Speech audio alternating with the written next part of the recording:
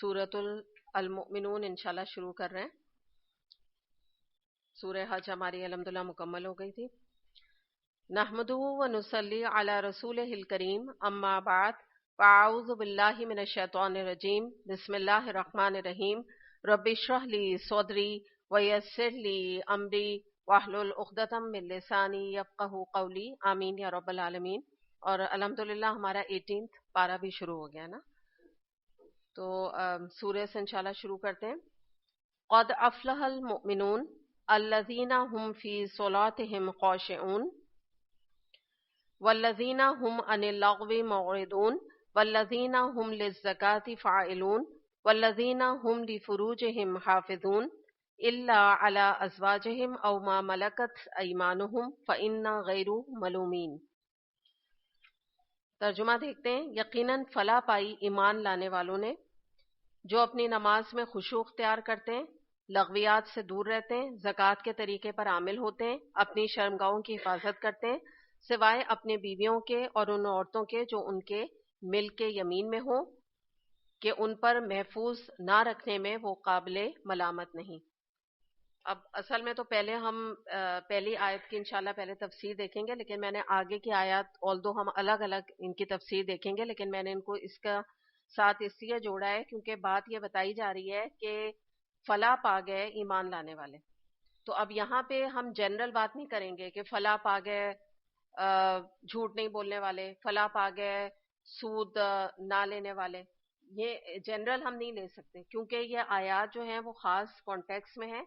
और उसके बाद जो मैंने आपके सामने कुछ क्वालिटीज पढ़ी हैं मोमिनों की, तो वो लोग फला पाने वाले हैं जिनके अंदर ये क्वालिटीज हैं। तो इसलिए ये आयत को जोड़ना जरूरी है। तो सबसे पहले तो हम यहाँ पर रुक के पहली आयत के ऊपर बात करते हैं इंशाल्लाह।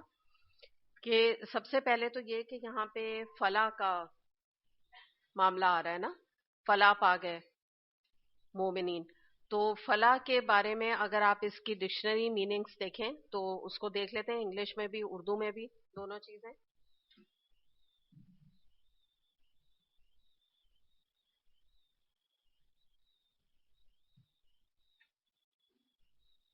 फला वैसे उर्दू का भी लफ्ज है, ठीक है।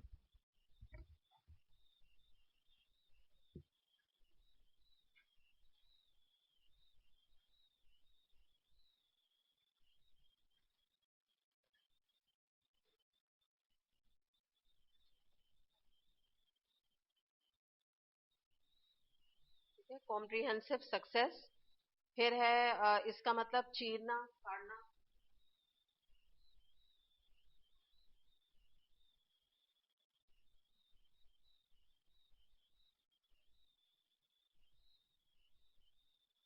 और इसको आप कह सकते हैं मुकम्मल कामयाबी।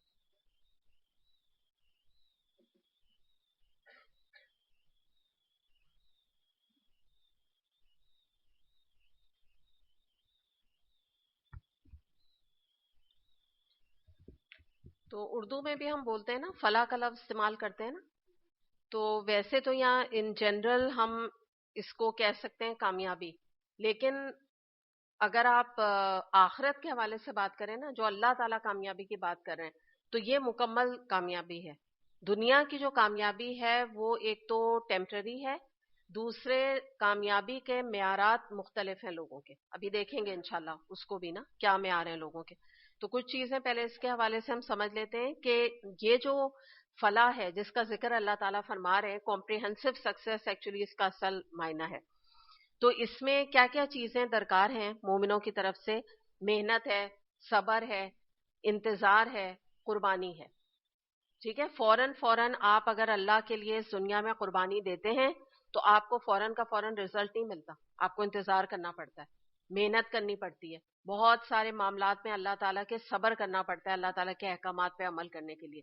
तो ये 4 रिक्वायरमेंट्स हैं इस हतमी कामयाबी के लिए, मुकम्मल कामयाबी के लिए। अच्छा, उसके बाद हम देखते हैं कि सूरह कसस आयत नंबर 60 में आता है कि तुम लोगों को जो भी दिया गया वो महज दुनिया की जिंदगी का सामान है और उसकी जीनत है, और जो कुछ अल्लाह के पास है वो इससे बेहतर है और बाकी तर है। क्या तुम लोग अकल से काम नहीं लेते?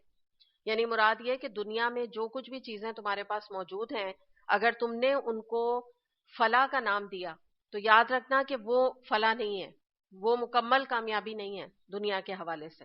اور باقی جو اصل زندگی ہے، جو رہنے والی چیزیں ہیں آخرت میں، وہ تو وہ نیک کام کی جزا ہے جو تمہیں اللہ تعالیٰ آخرت میں دیں گے، اور اس کے تھرو ہی تمہیں فلاح نصیب ہوگی. اب یہاں پر ہم یہ دیکھتے ہیں کہ اگر فلاح ہم جیسے بات کر رہے ہیں کمپریہنسو سکسیس کی، تو اس میں اگر آپ عربی میں دیکھیں تو فلاح شد آ جائے اگر لام کے اوپر، تو فلاح جو ہے وہ کہا جاتا ہے کسان کو، جو کہ زمین کو چیر کے پھاڑ کے اور اس کے اندر وہ بیج بوتا ہے.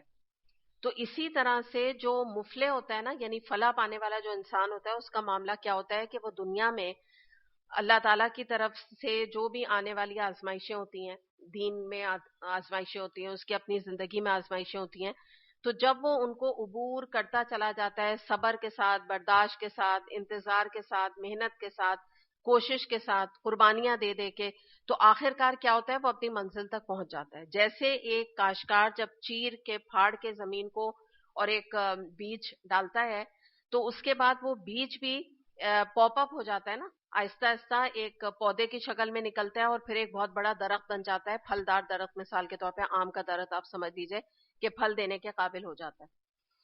تو اب یہ تو اس کی سمجھ لیجئے کہ ڈکشنری میننگز ہو گئی نا، عربک میننگز ہو گئی، ڈکشنری میننگز ہو گئی. اب یہاں رک کے ہم تھوڑا سا یہ دیکھتے ہیں کہ نبی کریم صلی اللہ علیہ وسلم نے اس سورہ کے بارے میں کیا فرمایا. نبی کریم صلی اللہ علیہ وسلم نے فرمایا کہ مجھ پہ سورہ المومنون کی 10 آیات ایسی نازل ہوئی ہیں کہ جو ان پر عمل کر لے گا وہ سیدھا جنت میں جائے گا. اسے مسند احمد نے روایت کی ہے. تو اب یہ جو 10 آیات ہیں، اس کو اسی لیے میں نے آپ کے سامنے ان کی تلاوت کر دی تھی، ان کو ہم ایک ایک کر کے وہ خوبیاں بعد میں دیکھیں گے. ابھی پہلے ہم یہ دیکھتے ہیں کہ اللہ تعالیٰ نے حتمی فلاح پانے کے لیے ہم سے چند خوبیوں کا، چند اوصاف کا، چند کوالٹیز کا ہم سے مطالبہ اللہ تعالیٰ کر رہے ہیں کہ یہ کوالٹیز تم اپنے اندر پیدا کرو تو میں تمہیں حتمی اور ایک مکمل فلاح تمہیں اور کامیابی میں تمہیں آخرت میں دوں گا. تو اب یہاں ہم تھوڑا سا رک کے یہ دیکھتے ہیں، جو کہ بڑا امپورٹنٹ کانسیپٹ ہے، کہ میں نے جیسے آپ کو بتایا کہ دنیا میں کامیابی کا معیار کیا ہے. عام طور پہ لوگ دنیا میں کس کو کامیاب سمجھتے ہیں. تو اگر اس حوالے سے ہم دیکھیں تو لوگ یہ سمجھتے ہیں کہ جس کے پاس پیسہ بہت ہے، جائیداد بہت ہے، کاروبار اس کا بہت اچھا چل رہا ہے، بڑا ہی مشہور آدمی ہے، بڑی شہرت ہے اس کی، یا اس کے پاس کوئی اقتدار ہے، مثال کے طور پہ کوئی بہت بڑا منسٹر ہے، کوئی جج لگا ہوا ہے کہیں پر، تو اصل میں تو وہی کامیاب ہے. لوگ یہ سمجھتے ہیں نا، یا عام معیار ہے. پھر یہ کہ ہم پیسوں کے حوالے سے اگر لوگوں کو دنیا میں دیکھتے ہیں تو ہم کہتے ہیں فلاں کا کاروبار بڑا چمکتا ہوا کاروبار ہے، بڑا جمع ہوا کاروبار ہے، اس نے بڑی جائیداد بنا لی ہے، تو ہم کہتے ہیں بڑا کامیاب انسان ہے، بڑا کامیاب بزنس مین ہے. تو یاد رکھیے گا کہ جو تصور ہمارا کامیابی کا ہوگا تو اسی کے حساب سے ہماری زندگی میں بھاگ دوڑ ہوگی، اسی کے لیے ہم کوشش کریں گے، اسی کے لیے ہم کھپیں گے، اسی کے لیے ہم لگیں گے. تو اس جدوجہد میں ہی آپ سمجھیے کہ ہماری توانائیاں لگیں گی، ہماری کیپیبلٹیز لگیں گی، ہماری محنت لگے گی، ہماری کوشش لگے گی، دن رات ہم مشقت کریں گے، جو ہمارا معیار ہوگا کامیابی کا اسی کے لیے ہم لگیں گے نا، اسی کے لیے فکر کریں گے. تو یہ اصل وہ چیز ہے جس بات کی یہاں پہ اس آیت میں نفی ہو رہی ہے کہ کامیابی دولت سے، شہرت سے، خوبصورتی سے، اقتدار پانے سے، کوئی بہت بڑی حکومت کے میں کوئی رتبہ پا لینے سے نہیں ہے. اللہ کے نزدیک، اللہ کے نزدیک کامیابی ہے ایمان سے. اللہ کے نزدیک کامیابی ہے کہ جو انسان اپنی زندگی میں نے جو آپ کو 4 باتیں بتائیں کہ اللہ کے لیے، اللہ کے دین کی سربلندی کے لیے، اپنی ذات کے اوپر دین کو نافذ کرتے ہوئے، ان دونوں حوالے سے جو بھی محنت کرتا ہے، کوشش کرتا ہے، اور آخر کار وہ اللہ کو راضی کرتے کرتے اس راستے کے اوپر، صراط مستقیم کے اوپر چلتا چلا جاتا ہے، چلتا چلا جاتا ہے، بالآخر جب وہ آخرت میں اللہ تعالیٰ کے پاس پہنچے گا تو جو انعام اور اللہ کی رحمت اور اللہ کی مغفرت اور اللہ تعالیٰ کا دیدار، پھر اللہ تعالیٰ جو جنت اس کو نصیب کرے گا، تو یہ دراصل حقیقی کامیابی ہے. یہ یہاں پہ ہمارا ایک مائنڈ سیٹ جو ہے اس کو کلیئر کیا جا رہا ہے. دوسری بات آپ یہ دیکھیے کہ اگر یہ بات ہمیں آج سمجھ آ جائے نا کہ کامیابی کا اصل معیار کیا ہے، تو ہمارا جو کانسیپٹ ہے کامیابی کا وہ بدل جائے گا. ہمارا پرسیپشن بدل جائے گا کامیابی کا. اور پھر ہوگا کیا کہ ہم اس طرح سے سوچنے لگیں گے کہ اگر دولت سے کامیابی ملتی ہوتی تو قارون بہت کامیاب ہوتا. اللہ کے نزدیک تو وہ نہیں کامیاب ہے. پھر ہم دیکھتے ہیں اگر حکومت سے یا شہرت سے یا آپ سمجھے کوئی بہت بڑی پوسٹ پہ ہونے سے اگر کامیابی ملتی تو پھر نمرود اور فرعون بہت کامیاب ہوتے. لیکن ہم دیکھتے ہیں اللہ کے نزدیک تو وہ بالکل ہی فیلئر ہیں, بالکل ہی جہنم یافتہ لوگ ہیں. تو اس سے ہمیں پتہ چلتا ہے کہ دنیا میں انسان کتنا ہی بڑا اقتدار دنیاوی لحاظ سے نہ پالے, کتنی بڑی کامیاب پوزیشن کیوں نہ پالے. مثال کے طور پہ آج آپ ایکٹریس اور ایکٹریسز کو اگر دیکھیے تو کیا ہالی ووڈ, کیا بالی ووڈ, کیا یہاں کا پاکستان کا فلم انڈسٹری وغیرہ, اگر آپ ان کو دیکھیں تو ہر جگہ پہ ایکٹر یا ایکٹریسز کا جو آپ سمجھ لیجیے رتبہ ہے وہ بہت بڑھا دیا ہے لوگوں نے, بہت رسپیکٹیبل ان کو سمجھا جاتا ہے. یونیورسٹیز میں وہ وزٹ کرتے ہیں اور ان کو بہت ہی شہرت ملی ہوئی ہے, بڑا نام ان کو ملا ہوا ہے, اور لڑکیاں یا لڑکے ان کی طرف دیکھ کے آہیں بھرتے ہیں اور کہتے ہیں کہ کاش ہمیں بھی اس طرح کی کامیابی ملتی. وہ لک اپ کرتے ہیں ایسے لوگوں کی طرف. تو ایسے لوگ دنیا میں چاہے آپ کو کتنے ہی لوگ ایسے نظر آئیں جو اللہ کی نافرمانی کرتے ہوئے بہت ہی بلند مقام پہ پہنچ رہے ہیں, خوب کرپشن کر رہے ہیں اور حکومتی لیول پر پہلے ایم این اے تھے, پھر منسٹر بن گئے, پھر اس کے بعد پرائم منسٹر بھی بن گئے, اور ہم دیکھیں تو ہم کہیں کہ واہ بھائی کتنا ان کے پاس جو ہے پیسہ ہے. جیسے کیا ہوا تھا, قارون جو ہے جب اپنی چابیوں کا پورا خزانہ کی چابیاں لے کے نکلا تھا اور اس کی چابیاں اٹھانے کے لیے پوری فوج تھی, اتنی چابیاں تھیں خزانے کی, تو لوگوں نے دیکھ کے کیا کہا تھا, بڑا نصیبے والا ہے یہ, تو بڑا خوش قسمت ہے یہ. تو یہ یہاں پہ ہمیں بتایا جا رہا ہے کہ دنیا میں کتنا ہی بڑا اقتدار انسان حاصل کر لے, شہرت حاصل کر دے, لیکن اگر اس کے ساتھ اللہ تعالیٰ کی نافرمانی ہے تو وہ انسان ہرگز ہرگز اللہ کے نزدیک میں کامیاب نہیں, اس سے بڑا کوئی فیلئر نہیں. تو اس لیے کبھی بھی انسان جب بڑے بڑے گھروں کو, محلوں کو اور ایسے لوگوں کو جو اللہ کی نافرمانی میں انوالوڈ ہیں ان کو دیکھ کے کبھی یہ نہ سوچے کہ بڑے خوش نصیب ہیں. ہمیں نہیں پتا کہ یہی دولت ان کے لیے آگے جا کے, یا یہی شہرت, بری شہرت ان کے لیے آگے جا کے سب سے بڑی بد نصیبی اور ناکامی کا باعث بنے. وہ کبھی بھی اللہ کے آگے فلاح نہیں پا سکتے. دنیا میں چاہے ان کو دنیا میں کتنا ہی ان کو آئیڈیل بنایا جا رہا ہے یا آئیڈل بنایا جا رہا ہے, یا ان کے پیچھے لوگ جو ہے وہ آہیں بھرتے ہیں اور ان کو دیکھ دیکھ کے جو ہے وہ سوچتے ہیں کہ ہم بھی ایسے کل کو بنے, چاہے انہوں نے جیسا بھی پیسہ کمایا, جہاں سے بھی کمایا, حرام سے کمایا, حلال سے کمایا, لیکن ہماری بھی یہ پوزیشن ہو جائے. تو وہ اس بات کو اچھی طرح جان لیں, کیونکہ جیسا کہ قرآن کی آیت میں سورہ البقرہ میں آتا ہے, انا للہ و انا الیہ راجعون, دنیا میں ہم کتنے بھی کامیاب ہو جائیں دنیاوی لحاظ سے, لیکن لوٹ کے پلٹ کے اللہ تعالیٰ کے پاس ہی جانا ہے, اور وہی ہمیں بتانے والا ہے کہ اصل کامیابی کیا ہے. تو یہ اللہ کا اتنا بڑا کرم ہے کہ اللہ تعالیٰ نے آج قرآن میں ہمیں اس بات کے بارے میں بتا دیا, ورنہ تو انسان گیس ورک کرتا نا کہ پتہ نہیں میں جس راستے پہ چل رہی ہوں یہ کامیابی کا راستہ ہے بھی کہ نہیں ہے. لیکن اللہ تعالیٰ نے اس آیت میں ہی بتا دیا کہ اصل کمپریہنسو یا مکمل کامیابی کس چیز میں ہے, کیا کن چیزوں میں اس کا راز چھپا ہوا ہے.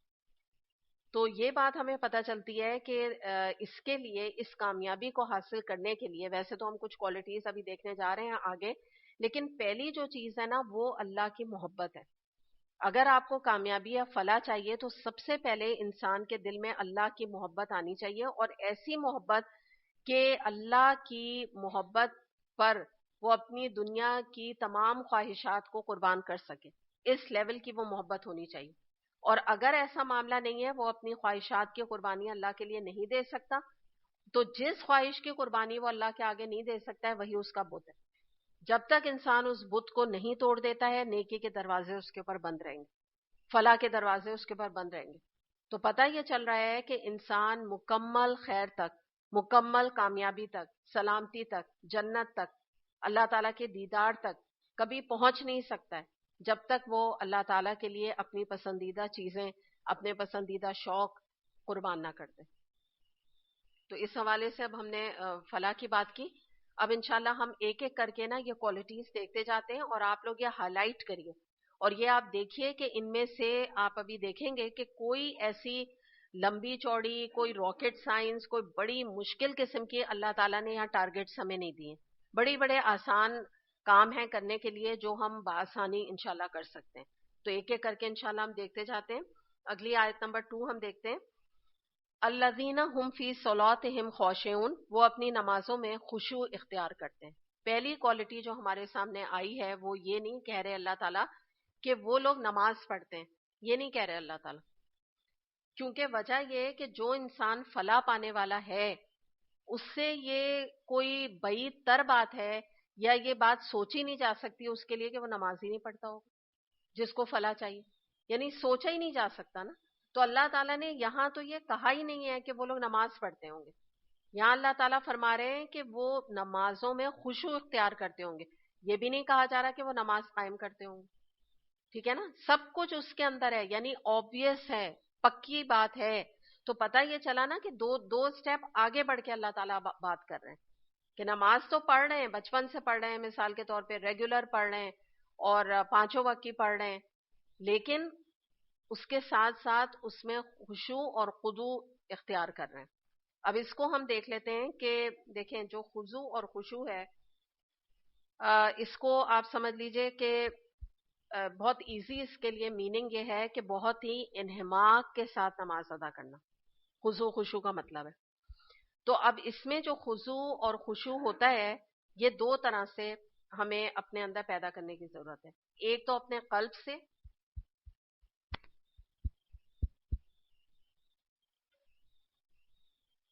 اور دوسرا جو ہے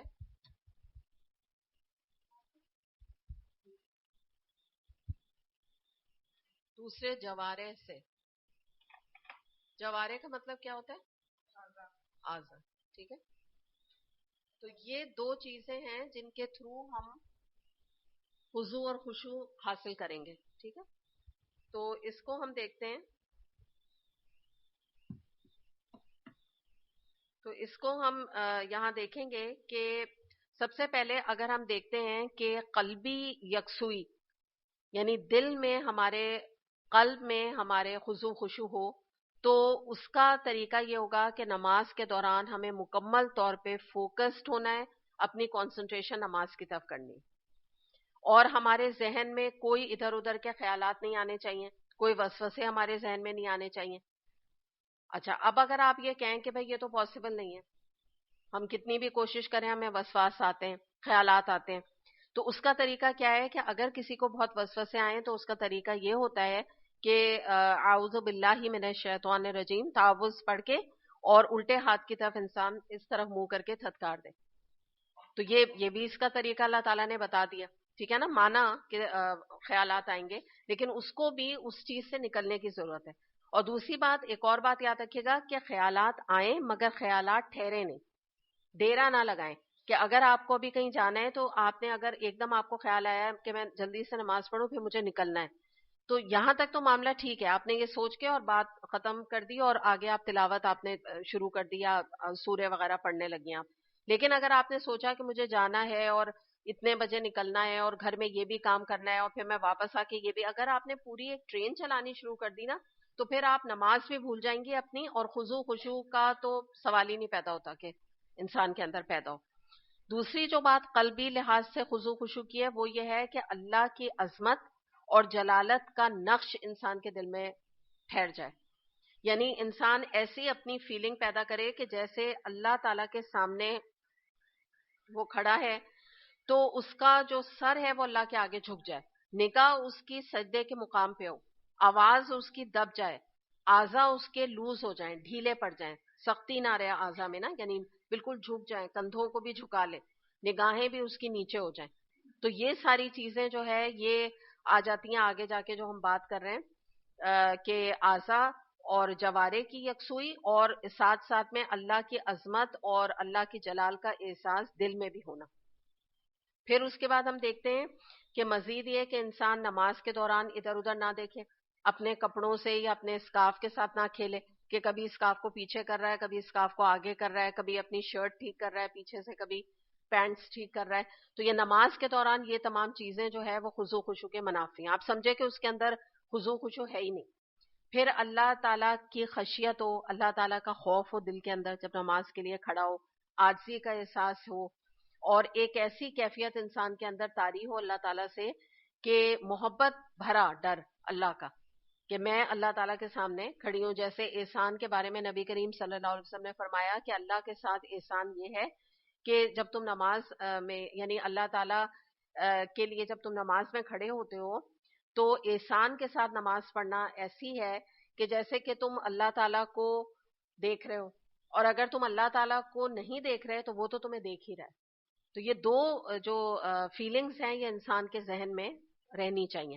دوسری ایک اور بات ہے خضوع خشوع میں آتی ہے کہ انسان اپنے نماز کے ارکان کی چوری نہ کرے. نماز کے ارکان کی چوری ہے کہ جلدی جلدی سجدہ کرنا, ہاف فیس سجدہ کرنا, سجدے ابھی کر رہا ہے اور سجدے سے ہی ڈائریکٹ کھڑا ہو گیا, بیٹھنے کی بھی زحمت گوارا نہیں کی. تو یہ بھی تمام چیزیں جو ہے خضوع خشوع کے خلاف ہیں.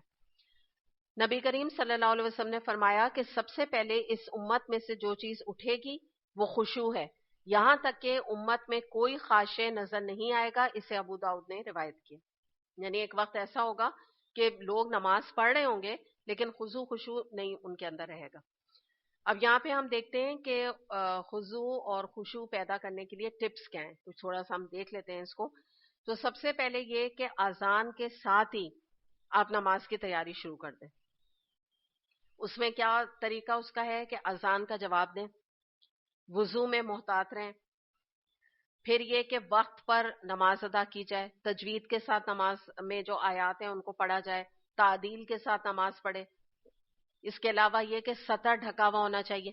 یہ نہیں ہے کہ پینٹس جو ہیں وہ اتنی اونچی ہیں کہ اس سے ٹخنے نظر آ رہے ہیں, یا یہ ہے کہ سلیوز اتنی چھوٹی ہیں کہ جس کی بنا پہ ہاتھ مکمل کور نہیں ہو رہے ہیں.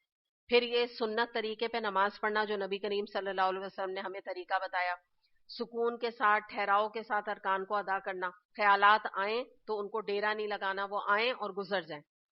پھر یہ کہ جیسے کہ نماز پڑھنے میں خنزب شیطان بہکاتا ہے اور وضو کرنے میں ولیحان ایک شیطان ہے وہ بہکاتا ہے, تو دونوں شیطانوں سے بچنے کی ضرورت ہے. دوسری بات یہ کہ انسان جب نماز پڑھے تو اللہ کی یاد کے لیے نماز کو قائم کرے.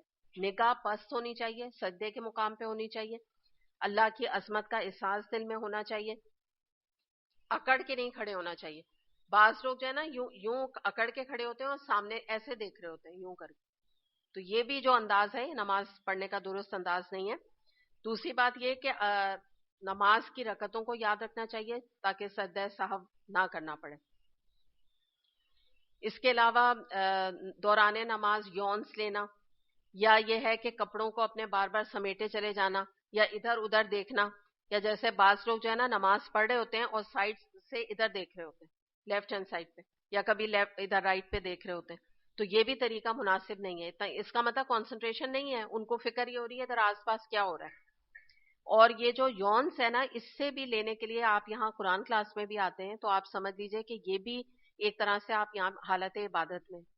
تو میں یہ نہیں کہہ رہی, میں بھی آپ کو یہ ٹائم ایسا ہوتا ہے کہ نیند آنے لگتی ہے, تو اس میں طریقہ یہ کہ یونس آئیں تو اس کو روکنے کی کوشش کریں. اس کے اور روکنے کا طریقہ یہ ہوتا ہے کہ اس طرح ہاتھ رکھیں کہ دوسرے کو نظر ہی نہ آئے کہ آپ کو یون آ رہی, ٹھیک ہے نا. تو یہ جو طریقہ ہے کہ وہ یوں جو مارنے لگتے ہیں نا لوگ یوں, تو وہ نظر بھی آ رہا ہوتا ہے کہ یون لے رہے ہیں, اور یہ طریقہ بھی سنت کا نہیں. سنت طریقہ یہ آپ صلی اللہ علیہ وسلم نے فرمایا کہ جمائی کو روکو. اور یہ بھی حدیث کے الفاظ آتے ہیں کہ شیطان منہ کے اندر داخل ہو جاتا ہے. اب مجھ سے یہ نہیں پوچھیں کیسے داخل ہوگا اتنا بڑا شیطان, ٹھیک ہے, یہ اللہ جانتا ہے, اللہ جانے, لیکن حقیقت یہی ہے اس بارے میں. تو اس لیے آپ یہاں بھی آتے ہیں تو اس کو یونس کو روکنے کی کوشش کریں, کیونکہ یہ انسان کا نا بہت ہی نان سیریس ایٹیٹیوڈ پتہ چلتا ہے جب انسان یونس لے رہا ہوتا ہے. اور زیادہ اگر آئے تو جا کے منہ ہاتھ دھو کے آ جائے انسان. اس کا طریقہ نماز کی حالت میں بھی یہی کیجئے, اور جب قرآن پڑھنے آتے ہیں تو تب بھی آپ ایسے کیجئے. اور دوسری جو میں آپ کو بہت زیادہ ریکمینڈ اسی لیے کرتی ہوں کہ آپ لوگ لکھا کریں. اگر آپ لوگ لکھنے کی عادت اپنے اندر پیدا کریں گے تو آپ کو کنسنٹریشن زیادہ بڑھے گی, شیطان آپ کو نہیں بہکائے گا. ورنہ یہ طریقہ ہوتا ہے شیطان کا بہکانے کا کہ کبھی یونس آ رہے ہیں, کبھی انسان ادھر ادھر دیکھ رہا ہے, کبھی گھڑی کی طرف نظر ڈال رہا ہے, کبھی پیچھے دیکھ رہا ہے, یا ادھر کوئی انچارج آئی تو کبھی تفصیل سے نگاہ ہٹا کے انچارج کی طرف چلی گئی, کبھی اے سی کو دیکھنے لگتا ہے انسان, کبھی پنکھوں کو دیکھنے لگتا ہے. تو وجہ اس کی یہی ہوتی ہے کہ آپ جب قرآن کے اندر مکمل طور پہ اپنے آپ کو ایبزارب کریں گی تو پھر آپ کا کنسنٹریشن قائم رہے گا, اور اس کا بہترین طریقہ لکھنا ہے. یاد رکھیے گا. جو بھی لکھ کے قرآن کو سمجھتا ہے تو اس کا کنسنٹریشن ڈبل ہوتا ہے ان لوگوں سے جو صرف قرآن کو سنتے ہیں. نبی کریم صلی اللہ علیہ وسلم نے فرمایا مجھے دنیا میں سے 3 چیزیں پسند ہیں. عورتیں، یعنی عورتوں میں انہوں نے اپنی ازواج کا ذکر کیا، خوشبو، اور میری آنکھوں کی ٹھنڈک نماز میں ہے. اسے نسائی اور احمد نے روایت کی ہے. اب ہم دیکھ لیں ہماری آنکھوں کی ٹھنڈک کن چیزوں میں.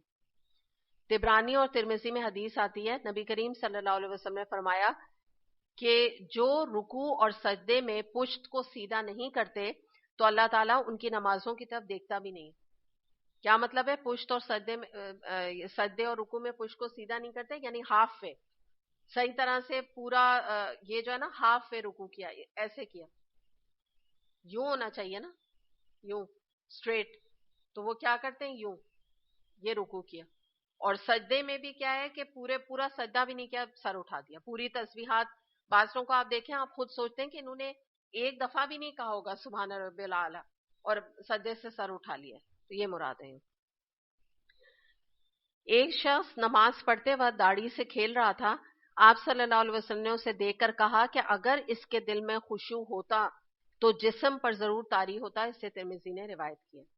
تو اس سے ہمیں پتہ چلتا ہے کہ موومنٹس کرنا، اس طرح ہم عورتوں کے اوپر یہی بات آ جاتی ہے کہ بار بار نماز میں دوپٹے کو صحیح کرنا، یوں برابر کرنا، یا اسکارف کو بار بار اس طرح سے ٹائٹ کرنا. تو یہ پہلے کا وقت ہے یہ ساری چیزیں کرنے کا. نماز کے وقت میں آپ کا ایک ہاتھ بھی یہاں نہیں جانا چاہیے کہ آپ کا یہ بال دکھ رہے نہیں دکھ رہے. یہ پہلے دیکھنے کی بات تھی کہ بال نظر آ رہے ہیں یا نہیں نظر آ رہے.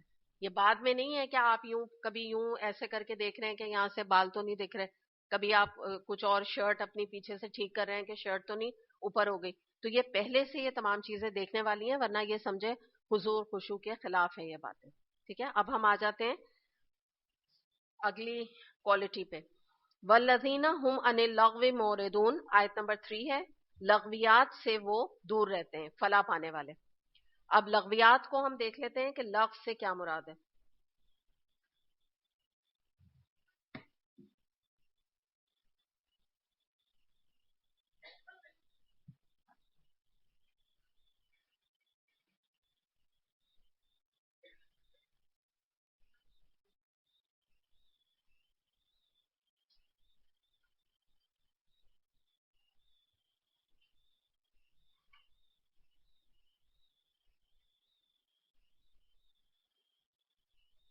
فضول کام، لا حاصل کام، جس کا کوئی مفید نتیجہ برآمد نہ ہو.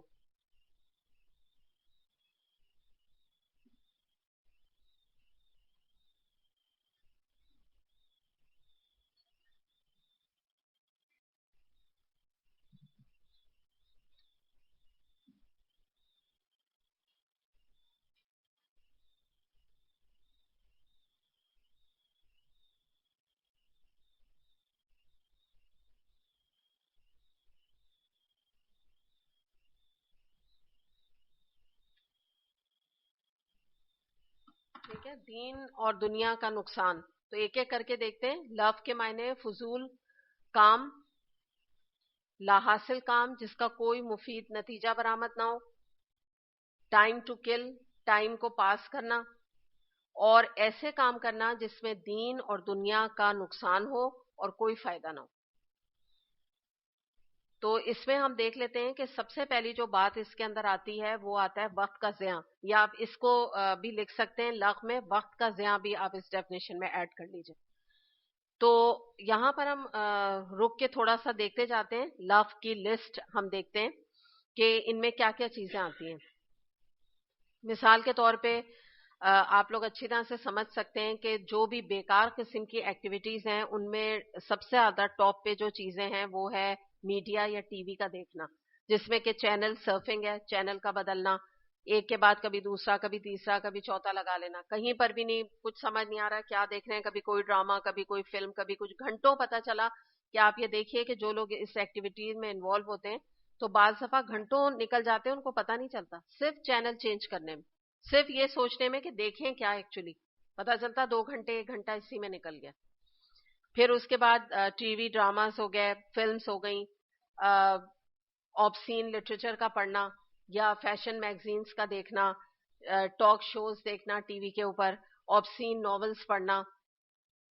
اس کے بارے میں میگزینس کے بارے میں آتا ہے کہ ایک اس میں سائیکولوجیکل ایک اسٹڈی آئی تھی, انہوں نے یعنی سروے کیا تھا, تو انہوں نے یہ کہا کہ ایک فیشن میگزین کو 3 منٹ دیکھنے کے دوران اس کے یعنی 3 منٹ سے زیادہ نہیں ہوئے تھے, 3 منٹ کے اندر 70% جو عورتیں تھیں ان کے اندر گلٹ اور ڈپریشن کی بیماری پیدا ہوگی. وجہ کیا تھی کہ اس کے اندر جو فیشن میگزین میں جو عورتوں کے فگر اور خوبصورتی اور ان کا میک اپ اور ان کے کپڑے اور ان کی جولری دیکھ کے وہ عورتیں اتنی کمپلیکس ہوئیں کہ انہوں نے کہا ہم مر بھی جائیں, ہم زندگی بھی لگا دیں تو ہم اتنے اسمارٹ اور اتنے خوبصورت نہیں ہو سکتے. اور جبکہ آپ کو پتا ہے آج کل فوٹو شاپ سے کوئی کیسے بھی شکل بنا لو, کیسا بھی فگر کر لو, کیسے بھی نقش شارپ کر لو, کمپلیکشن جو ہے فیئر کر لو, جو چاہے آپ کر لیں اس میں فوٹو شاپ کے ذریعے سے. تو یہ کہ لیکن اس کے باوجود وہ دیکھنے سے انسان کے اندر گلٹ اور ڈپریشن پیدا ہوتا ہے. تو یہ چیزیں ابس ہے نا, دنیا کا بھی نقصان ہے اور دین کا بھی. آپ دیکھتی جائیے جو جو لسٹ ہم آگے دیکھتے جا رہے ہیں. پھر ویسٹ آف ٹائم بھی ہے, اس کو بھی لکھ لیجیے کیونکہ یہ بہت امپورٹنٹ ہے.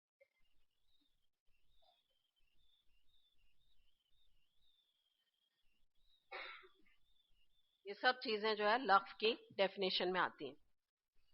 اچھا, اب ہم دیکھتے ہیں کہ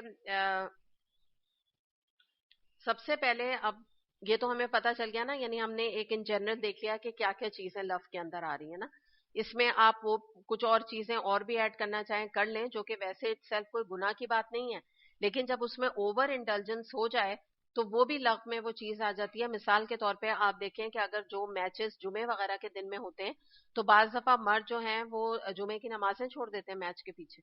تو یہ بھی چیزیں پھر لفظ کے اندر آ گئی کہ اگر دین کا نقصان ہو گیا, آپ اس ڈیفینیشن کو رکھ لیجئے نا سامنے. جس چیز میں بھی دین کا یا دنیا کا نقصان ہو رہا ہے اور کوئی فائدہ بھی نہیں مل رہا, تو یہ تمام چیزیں اس کے اندر شامل ہو رہی ہیں. گانے, جب انسان گندے گانے سنے گا, گندی چیزیں دیکھے گا, تو ظاہر ہے آگے جا کے وہی کام کرے گا. تو دین کا بھی نقصان ہے, دنیا کا بھی نقصان ہوتا جا رہا ہے. ہر چیز میں آپ سمجھے خسارے خسارہ ہمیں نظر آ رہا ہے. آئنسٹائن کا آپ نے نام سنا ہوگا نا, تو بہت بڑا سائنٹسٹ تھا. تو وہ یہ کہتا تھا کہ میرے I have no time to use shampoo and soap both. یعنی وہ کہتا تھا میرے پاس اتنا وقت نہیں ہے, یا میں ایک وقت میں شیمپو یوز کر سکتا ہوں یا میں سوپ کر سکتا ہوں. تو اتنا میں ٹائم اپنے لیے نکالتا ہوں کہ ایک وقت میں ایک چیز, یعنی اگر آج شیمپو یوز کر لیا ہے تو اب صابن کل یوز کروں جسم پہ. سوچیں آپ. تو اس طرح کے جو لوگ ہوتے ہیں نا, یعنی اپنے کاموں کو پازیٹیو چیزوں میں لگانے کے لیے, تو آپ وہ دیکھیں وہ تو دنیا کی ایجادات کے لیے اپنی زندگیوں کو لگا دیتے ہیں. اور ہمارے آگے تو پھر ایک دین کا اتنا بڑا مشن موجود ہے, اور اللہ تعالیٰ نے تو ہم سے یہ تقاضا بھی نہیں کیا کہ تم جو ہے طہارہ کے حوالے سے یا اپنے آپ کو پاکی کے حوالے سے کوئی کمپرومائز کرو. اللہ تعالیٰ نے تو کہا ہاں پاکی کا بھی اہتمام کرو. تم جمعے کے دن کتنا زیادہ حکم ہے خوشبو لگانے کا, نئے کپڑے پہننے کا, نہانے کا, دھونے کا. تمہارا دین تو بڑا بیلنسڈ ہے, وہ تو یہ مطالبہ بھی نہیں اللہ تعالیٰ اتنا سخت کرتے. لیکن میں آپ کو بہرحال لوگوں کے حوالے سے بتا رہی ہوں کہ اتنے وہ پرٹیکولر ہوتے ہیں ٹائم کے بارے میں. اب یہاں پہ ہم دیکھتے ہیں کہ یہ تو ہمیں پتہ چل گیا. اب ہم لفظ سے اوور کم کیسے کریں, یا اپنی زندگی سے لفظ کو کیسے نکالیں, کیونکہ ہمیں تو فلاح و کامیابی چاہیے نا. اللہ تعالیٰ نے جو ہمیں یہاں پر ایک ڈیفینیشن دی ہے, تو سب سے پہلے تو اس کا کرنے کا کام یہ ہے کہ انسان فارغ نہیں بیٹھے, پہلی چیز ہے, اور اپنے کاموں کو پلان کریں. جب آپ پہلے سٹیپ پہ فارغ نہیں بیٹھیں گے اور کاموں کو پلان کریں گے, تو پہلی چیز جو انسان کے دماغ میں آئے گی جب تھوڑی دیر آپ بیٹھ کے سوچیں گے اپنے آپ کو, تو سوال یہ پیدا ہوگا کہ میرے جینے کا مقصد کیا ہے. تو پہلے اپنے جینے کا مقصد سمجھیں. جینے کا مقصد کا جو پہلا سٹیپ ہے یا پہلی سیڑھی ہے وہ کیا ہے, قرآن کا علم حاصل کرنا. خود بخود انسان کا دماغ ادھر جائے گا کہ میں قرآن کو پڑھوں اور سیکھوں تاکہ مجھے اپنے جینے کا مقصد ملے.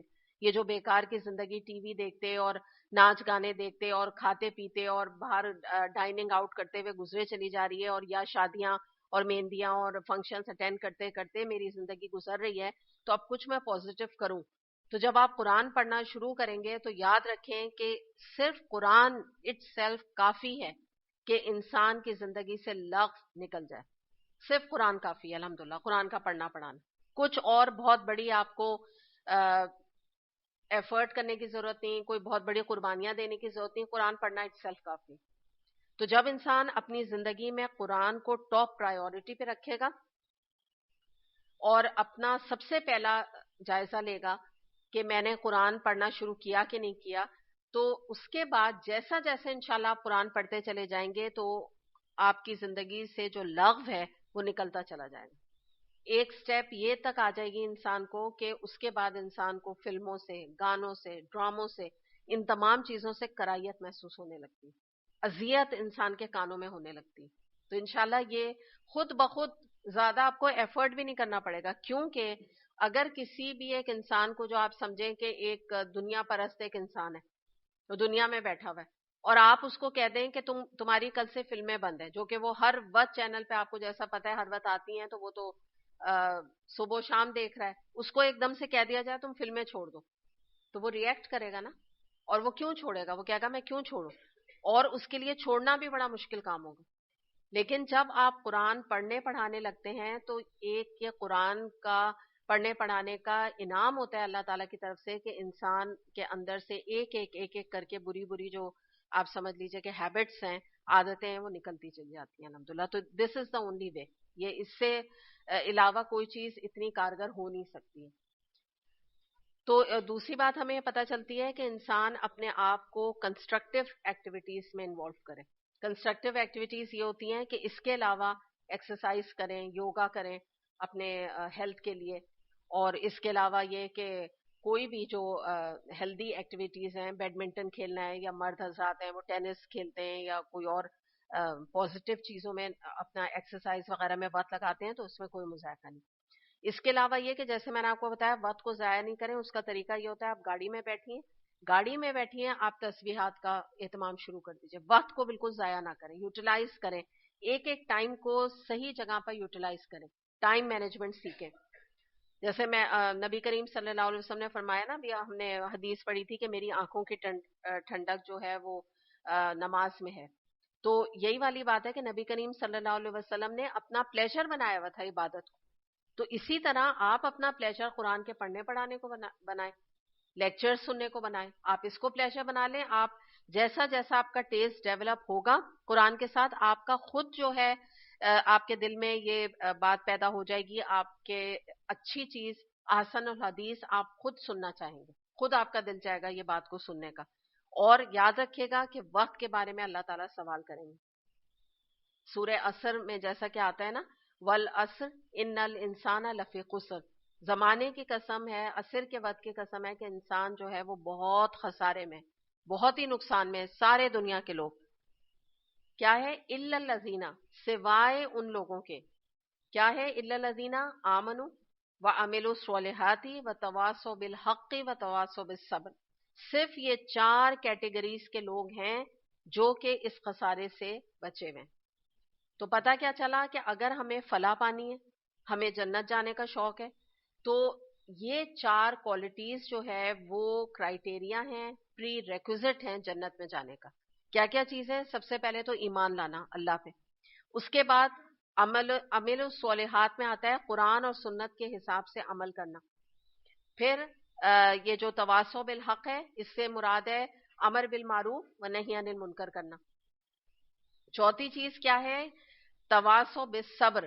جب آپ دین کے راستے پر چلیں گے تو نہ صرف آپ کے اوپر آزمائشیں آئیں گی، بلکہ جو آپ کے ساتھی ہیں، آپ کے گھر والے ہیں، آپ کے خاندان والے ہیں، آپ کے فرینڈز، آپ کے بچے، تو وہ جب آزمائشوں پہ گزریں اور وہ آپ سے کہیں کہ میں نے دین پہ عمل کیا تو مجھے فلاں نے یہ کہہ دیا، آپ کی بیٹی نے حجاب کیا تو وہ آپ سے شکایت کرے کہ فلاں آنٹی نے میرا مذاق اڑا دیا، تو ایسے میں آپ کو ان کو بھی صبر کی تلقین کرتے رہنا ہے. تو یہ وہ 4 کام ہیں کرنے کے جس کے ذریعے سے انسان فلاح پا سکتا ہے. اور یہ جو ہے یہ پازیٹیو وہ 4 چیزیں ہیں جو ہمیں بیسکلی جنت میں لے جانے کا انشاءاللہ باعث بنیں گی. 1 منٹ کا ذکر اگر ہم کرتے ہیں اللہ کے لیے تو وہ بھی ہمیں درجات میں اضافے کا باعث ہے. نبی کریم صلی اللہ علیہ وسلم نے فرمایا جو شخص ایک دفعہ کہتا ہے سبحان اللہ العظیم و بحمدہ، تو اس کے لیے جنت میں 1 کھجور کا پودا لگا دیا جاتا ہے. اسے ترمذی نے روایت کیا. اب آپ میں نے جتنی دیر میں یہ پڑھا ہے مجھے لگ رہا ہے 1 سیکنڈ بھی نہیں لگا، 1 سیکنڈ بھی نہیں لگا. تو آپ مجھے بتائیے کہ اتنا پازیٹیو ہمارا دین ہے کہ آپ اتنا سا بھی وقت اگر اللہ کے لیے لگاتی ہیں اور ایک اللہ کا اتنا سا بھی ذکر کرتی ہیں تو اس کے بدلے میں کتنا کچھ انسان جو ہے نا نفع اور کتنا کچھ فلاح اور کامیابی آخرت میں پائے گا. آپ بتائیں اس سے بڑی کوئی خواہش انسان کے لیے ہوگی کہ جنت میں اس کے محل میں ایک کھجور کا درخت اس کے لیے لگ جائے؟ صرف اتنی سی بات ہے, سبحان اللہ العظیم و بحمدہ. میں نہیں سمجھ رہی کہ ایک سیکنڈ بھی لگا. تو آپ اس سے اندازہ لگا لیجئے. نبی کریم صلی اللہ علیہ وسلم نے فرمایا کہ انسان کے اسلام کی خوبی یہ ہے کہ وہ لا یعنی لف کاموں کو چھوڑ دے. یعنی ایک شخص جو مسلم ہے اس کی یہ کوالٹی ہے, اس کے دین کی یہ کوالٹی ہے کہ اس کی زندگی میں لغو اور بیکار کام کی کوئی گنجائش موجود نہ ہو. اور جبکہ ہمارا معاملہ کیا ہے کہ ہم کیا کہتے ہیں کہ ہم جلدی سے نماز پڑھتے ہیں اور پھر آرام سے بیٹھ کے ڈرامہ دیکھیں. تو لغو میں ہمارا انوالومنٹ اتنا ہے کہ اگر نمازیں بھی پڑھ رہے ہوتے ہیں تو اس کی طرف توجہ کمی ہماری جاتی ہے. اور جنت میں یاد رکھیے گا کہ جانے والوں کی خوبی بھی یہی ہے کہ جنت کے بارے میں قرآن میں آتا ہے کہ ایسا مقام ہے کہ وہاں تم کوئی لغو نہیں سنو گے, وہاں کوئی لغو بات نہیں ہوگی, کوئی بےتکی باتیں نہیں ہوں گی, دل دکھانے والی باتیں نہیں ہوں گی, بےتکی باتیں نہیں ہوں گی. اور لغو کے اندر یہ بھی آتا ہے کہ دوسروں کو بلا وجہ طنز و طعنہ کرنا, بلا وجہ لوگوں کا دل دکھانے کی باتیں کرنا, آتے جاتے ان کو کچھ طنز کر دیا, کچھ باتیں سنا دی, ایسے ہی بازوں کی سیڈسٹ ہوتے ہیں ان کو مزہ آتا ہے. یہ بھی لغو کے اندر ہے. کوئی ٹاپک بھی نہیں ہے لڑنا شروع کرنے کے لیے, کوئی بات شروع کر دینا. جیسے بعض لوگ ہوتے ہیں نا تو ان کا یہ طریقہ ہوتا ہے, ان سے بڑا کیئرفل رہنا پڑتا ہے. آپ ایسے کوئی بات بھی نہیں کر رہے ہیں, کچھ نہیں کر رہے ہیں, کوئی ایسی وہ چنگاری چھوڑ دیتے ہیں کہ پورے گھر میں اس کی چنگاری لگ جاتی بلا وجہ. مزہ آتا ہے ان کو ان باتوں میں نا. تو یہ بھی لغو ایکٹیویٹی ہے کہ کوئی گھر میں سب کچھ معاملات ٹھیک چل رہے ہیں, بہو ٹھیک اپنا زندگی گزار رہی ہے, بیٹا سکون سے رہ رہا ہے, ساس سب آرام سے ہیں. اب یا تو ساس کے اندر منفی یا عادت ہے, انہوں نے کوئی بات فضول میں, سب کچھ ٹھیک ہے, انہوں نے کہا چلو 6-7 دن سے کوئی گھر میں جھگڑا نہیں ہے, انہوں نے کہا یہ کیا مزہ نہیں آ رہا, کچھ فضول میں آتے جاتے بہو کو کچھ ایک طنز کر دیا کسی بھی حوالے سے, کہ آج کل تم کہاں رہتی ہو, نظر نہیں آتی, کچھ بھی کہہ دیا. تو اب وہ بلا وجہ وہ اس کے دل برا ہو گیا کہ بھئی کیا میں مطلب میں کہاں رہتی ہوں, یہیں تو رہتی ہوں, میں کہاں جا رہی ہوں. مطلب یہ جو چیز ہے نا, یہ بھی لغو سے ہمیں نکلنے کی ضرورت ہے کہ بلا وجہ آدمی منفی دماغ میں یہ سوچتا نہ رہے کہ چلو کیا میں ایک بڑی پوزیشن پر, میری مرضی میں اس کو جو بھی سنا دوں, اس کا کام ہے. یا ہمارے اپنے بچے ہیں مثال کے طور پہ, اگر اب وہ فرض کر لیں کہ ویسے ہی وہ نہیں آ رہے اپنے کمپیوٹرز اور پڑھائی میں لگے, باہر نکل کے نہیں آ رہے, اب وہ باہر آ کے بیٹھے تو ماں کہہ رہی ہے نظر آ گئی تمہاری شکل. اب اس طرح کی جو نیگیٹو یہ بات کی نا, تو وہ اب جو بچہ آیا بھی تھا نا وہ تھوڑی دیر میں اٹھ کے چلا جائے گا. تو مراد یہ ہے کہ انسان کو اپنی زبان کو بھی لغویات سے محفوظ رکھنا چاہیے. یہ بھی لغو کے اندر چیز آ جاتی ہے. اور دوسری ایک اور چیز, یہ گالیوں کا دینا, یہ بھی لغو ایکٹیویٹی ہے. کہ بعض لوگوں کی جو یہ گندی عادت ہوتی ہے, عورتوں کی یا مردوں کی خاص طور پہ, کہ بے وجہ فون پہ بات کر رہے ہیں, مذاق کر رہے ہیں اپنے دوستوں سے, اور گندی گندی گالیاں اس میں نکال رہے ہیں مذاق کے طور پہ. تو یہ بھی لغو بات ہے کہ بے تو کیا ضرورت ہے کہ انسان اپنی زبان کو شائستہ رکھے. قرآن پڑھنے والے کی نا نماز کی جو بات کرنے کا انداز ہوتا ہے نا, وہ کبھی بھی گندا نہیں ہو سکتا. اور نماز پڑھنے والے شخص کا, قرآن اور نماز دو لوگ جو ہے نا کبھی گندی بات نہیں نکال سکتے. جو مسجد میں نماز پڑھنے مرد جا رہا ہے وہ کبھی نہیں ہو سکتا کہ اگر وہ کس سے بات کر رہا ہے تو وہ اس کی زبان سے کوئی گالیاں یا گندی گندی باتیں نکلیں. اور آپ کو پتا ہے گالیاں کوئی اچھی نہیں ہوتی گندی. تو یہ نہیں کوئی کہہ سکتا ہے کہ کوئی بہت گندی گالی دی, ہوتی گندی ہے گالی. اچھا, اب ہم یہاں دیکھتے ہیں دوسری بات. آپ یہ دیکھیں کہ یہ جو مثال ہے دنیا میں رہنے کی لغو کے حوالے سے, تو ایک جیسے اسٹوڈنٹ ہوتا ہے 3 گھنٹے کا اس کا پیپر ہے, تو جب وہ پیپر کر رہا ہوتا ہے تو اس کو پتا ہوتا ہے کہ یہ 3 گھنٹے میری زندگی کے اہم ترین وقت ہے, اور اس کے اوپر میری آئندہ زندگی کی کامیابی کا دار و مدار ہے. یعنی اگر میں آج اس امتحان میں کامیاب ہو گیا تو آگے جا کے مجھے اچھی نوکری ملے گی, میرا اچھا کریئر ہوگا. میری کامیابی یا ناکامی ان 3 گھنٹوں کے اوپر مشتمل. تو جو ایک مومن ہوتا ہے وہ اسی طرح جب دنیا میں اپنا وقت گزارتا ہے تو وہ یہ سوچتا ہے کہ یہ دنیا کا جتنا وقت ہے یہ میرے آخرت کی اور آئندہ کی زندگی کے لیے فیصلہ کن ہے. میں جو کچھ بھی یہاں پہ کر رہی ہوں, آج کل صبح شام دن رات, جو کچھ بھی میری ایکٹیویٹیز ہیں, ان میں ایک ایک منٹ کا مجھے حساب اللہ تعالیٰ کو دینا ہے, اور میری کامیابی اور ناکامی اسی کے اندر چھپی ہوئی ہے. تو اس طرح وہ کیئرفلی وقت کو کاٹتا ہے. تو مومن کے نزدیک وقت کاٹنے کی چیز نہیں ہوتی, استعمال کرنے کی چیز ہوتی. وہ یہ نہیں کہتا کہ میں وقت کٹ رہا ہے, یہ جو ہے نا ٹائم ٹو کل, یہ بچوں کے اندر بہت یہ چیز ہوتی ہے, ہم تو اپنا وقت کاٹ رہے ہیں, ٹائم کل کر رہے ہیں, بہت بور ہو رہے ہیں. تو مومن کی زندگی میں بور ہونا کوئی چیز نہیں ہوتی, اس کے پاس ٹائم نہیں ہوتا بور ہونے کا. وہ ون اور دا ادر کوئی پازیٹیو ایکٹیویٹیز میں لگا رہتا ہے. اگر دین کو وقت دے رہا ہے تو دین سے جو وقت بچا تو وہ ایکسرسائز یا کوئی اچھے پازیٹیو چیز میں اپنے وقت کو لگاتا ہے, تاکہ اس کا جسمانی طور پہ بھی وہ صحت مند رہے, تاکہ اور اچھی طریقے سے اللہ تعالیٰ کی عبادت کر سکے. تو دنیا کا جو ٹائم سپین ہے ایک مومن کے لیے بہت امپورٹنٹ ہے, آخرت کے رزلٹ کے حساب سے اسی کے اوپر تمام چیزیں ڈیپینڈ کریں گی. دوسری بات کیا ہے کہ یاد رکھیں کہ انسان کا جو وقت ہے وہ اس کا اصل سرمایہ ہے. یعنی جن کو آخرت کی فکر ہے ان کے لیے بھی, اور جو دنیا بھی کما رہے ہیں تو یاد رکھیں ان کے لیے بھی سرمایہ ہے. کہتے ہیں ٹائم از منی, اتنی اہم چیز ہے یہ وقت کی اہمیت. تو جو لوگ جو ہے آپ سمجھیے کہ جب ایک اسپورٹس ہوتے ہیں تو اس میں جو کھلاڑی ہوتے ہیں وہ تو چلیں کھیل رہے ہوتے ہیں, لیکن جو دیکھنے والے ہوتے ہیں نا گیم کو, اگر آپ نوٹ کیجئے تو وہ اپنا وقت صرف اور صرف ضائع کر رہے ہوتے ہیں. وجہ میں بتاؤں کیوں. کھلاڑی جو ہے نا وہ تو اگر کھیل رہا ہے تو اس کی ایکسرسائز ہو رہی ہے نا, اس کی باڈی کو بھی فائدہ ہو رہا ہے. دوسری بات آپ کو پتا ہے ان کو پیسے بھی مل رہے ہوتے ہیں, ٹھیک ہے نا. تو وہ تو اگر کھیل رہے ہیں تو ان کی تو دنیا بھی بن رہی ہے, باڈی بھی ان کی, یعنی اگر آپ یہ دیکھیں فزیکل ایکٹیویٹی اتنی ہوتی ہے کہ ان کو اس کا فائدہ ہوتا ہے. اچھا پھر دنیاوی لحاظ سے ابھی ہم کوئی فلاح کی بات نہیں کر رہے, لیکن میں دنیاوی سے ذرا سا سوچئے, شہرت بھی مل رہی ہے, میڈیا میں بھی آ رہے ہیں, انعامات بھی ان کو مل رہے ہیں, دعوتیں بھی بڑی بڑے منسٹرز اور پرائم منسٹر اگر جیت جاتے ہیں تو ان کی کر رہے ہیں, ٹھیک ہے نا, یہ سب ہو رہا ہے. لیکن جو دیکھنے والے ہیں ان کے ہاتھ کیا آ رہا ہے, کیا آ رہا ہے, وقت ضائع, وقت کا ضیاع ہے, شیئر ویسٹ آف ٹائم. تو میں یہاں پہ نا کوئی فتوا نہیں دے رہی, میں یہ نہیں کہہ رہی کہ آپ لوگ گھر جا کے سب کے میچز اور یہ بند کرا دیں. بہرحال ایک بیلنس ایٹیٹیوڈ ہے کہ چلو بھائی فلمیں اگر بچے نہیں دیکھ رہے اور وہ میچ دیکھ رہے ہیں, دیٹس مچ بیٹر, ٹھیک ہے نا. کوئی حرج نہیں ہے کہ ایک پازیٹیو ایکٹیویٹی, وہ بات الگ ہے کہ اللہ معاف کرے کہ جو بیچ میں انہوں نے جو اب شروع کر دیا ہے وہ عورتوں وغیرہ کا دکھانا اور ان کی ایکٹیویٹیز وہ جو دکھاتے ہیں, میں اس کی بات نہیں کری. لیکن میں آپ کو صرف 1 منٹ کے لیے سوچیں کہ ہم کیا کر رہے ہیں یہاں پہ. ہماری جو عوام ہے نا ان کا کیا حال ہوتا ہے, کہتے ہیں کہ ہم تو ساری رات منتیں مانتے رہے, ساری رات ہم نمازیں پڑھتے رہے کہ یہ میچ جیت جائیں, ٹھیک ہے. اچھا پلس یہ کہ آپ کو یہ بھی اچھی طرح پتا ہے کہ ہمارے ہاں, میں پوری دنیا کی کرکٹ کی اور میچز کی بات کر رہی ہوں, کیا معاملات ہوتے ہیں.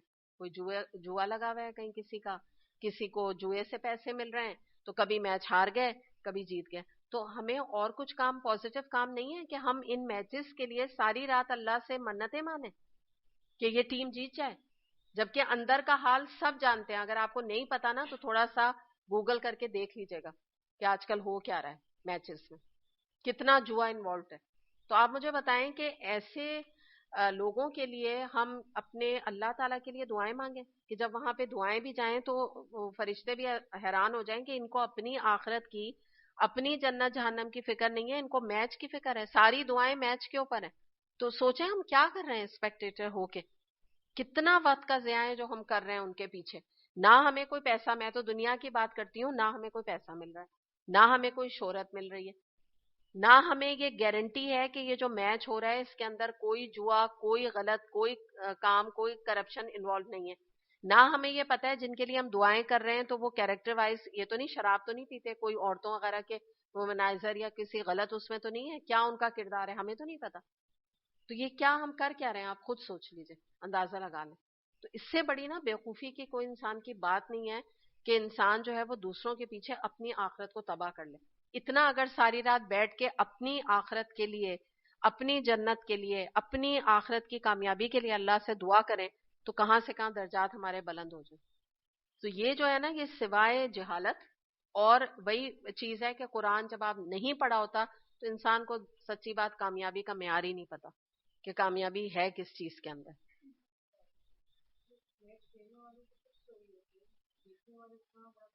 یہ بالکل ایگزیکٹلی آپ ذرا دیکھ بھی لیجئے واقعی کہ جو آپ نے بہت صحیح طرف توجہ دلائی کہ جو یہ جہاں پہ یہ ہو رہے ہوتے ہیں میچز، تو وہاں کی جو پبلک ہوتی ہے تو ہزاروں میں اور لاکھوں میں ہوتی ہے نا. آپ یہ فٹ بال میچز کو دیکھ لیجئے کہ لاکھوں لاکھوں کی تعداد میں وہاں پہ لوگ موجود ہوتے ہیں. تو اور ہر جگہ پہ آپ دیکھ لیجئے، کانسرٹس میں آپ دیکھ لیجئے، فلمز میں آپ دیکھ لیجئے، محفل غزلوں میں دیکھ لیجئے، آپ ہر جگہ پہ آپ ڈرامے اور فلموں کو دیکھ لیجئے. کام کرنے والے تو تھوڑے سے لوگ ہیں، دے آر منٹنگ منی. اگر آپ دیکھیے ایک کہتے ہیں کہ 3 سیکنڈ یا 4 سیکنڈ کے ایڈ میں جو یہ ماڈلز آتی ہیں یہ 2-2 3-3 4-4 کروڑ، اور شاید میں کمی بتا رہی ہوں، اس سے زیادہ ہی لیتی ہیں.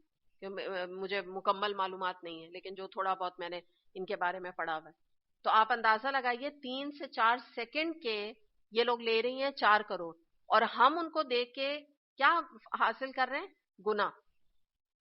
جب جب وہ ہم ایڈ یا اس قسم کے بیہودہ قسم کے دیکھ رہے ہیں یا ان کی فلمیں دیکھ رہے ہیں، ہم اپنے ان کی وجہ سے کیا بوجھ اٹھا رہے ہیں؟ گناہوں کے بوجھ اپنے وہ لادے جا رہے ہیں، لادے جا رہے ہیں.